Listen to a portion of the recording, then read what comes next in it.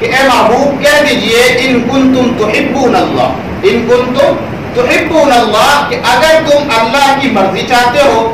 اللہ کی پسند پر چلنا چاہتے ہو، اللہ سے محبت کرتے ہو اور صحیح راستے پر صحیح طریقے پر چلنا چاہتے ہو تو پھر کیا کرو؟ فاتبعونی، فرمایا محبوب ان سے کہہ دو کہ اگر انہیں راہ ہدایت چاہیے، اگر انہیں میری پسند چاہیے، انہیں میری رضا چاہیے تو فاتبعونی، یہ آپ علیہ السلام کی اتباع کریں، آپ علیہ السلام کی اتباع کریں۔ اتباع، لقد کان لکم فی رسول اللہ اسوۃ حسنہ، حضور علیہ السلام کی زندگی ہمارے لیے بہترین مثال ہے، بہترین آئیڈیل ہے۔ حضور علیہ السلام کی زندگی کو اگر ہم اپنا لیں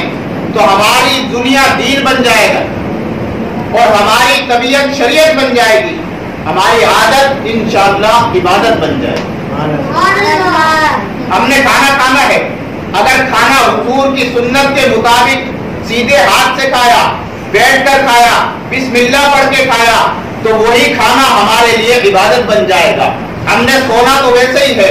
اگر ہم سوئے حضور علیہ السلام کی سنت کے مطابق تو وہی سونا ہمارے لیے عبادت بن جائے گا۔ ہم نے بیت الخلا تو ویسے ہی اپنے تقاضے کے لیے جانا ہوتا ہے، لیکن اگر حضور کی سنت کے مطابق پہلے بایاں پاؤں اندر رکھیں، نکلتے ہوئے پہلے دایاں پاؤں باہر رکھیں اور جو اللہ کے نبی نے دعائیں بتائی ہیں وہی دعائیں ہم پڑھیں تو یہی ہمارا بیت الخلا میں جانا، جو ہم اپنی ضرورت کے لیے جا رہے ہیں، جو ہم اپنے تقاضے کے لیے جا رہے ہیں، یہی بیت الخلا میں جانا ہمارا عبادت بن جائے گا۔ اگر ہم تجارت کر رہے ہیں، کاروبار کر رہے ہیں تو اسی کاروبار کو، تجارت کو اگر اللہ کے نبی علیہ السلام کے طریقے پر کریں تو یہ ہمارا کاروبار اور تجارت بھی عبادت بن جائے گا۔ اگر ہم نے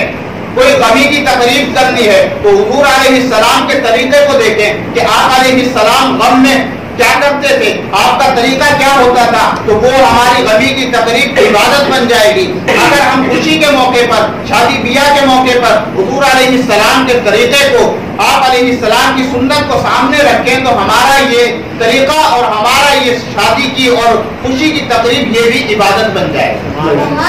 تو آپ علیہ السلام کو اللہ نے تمام دنیا کے لیے آئیڈیل اور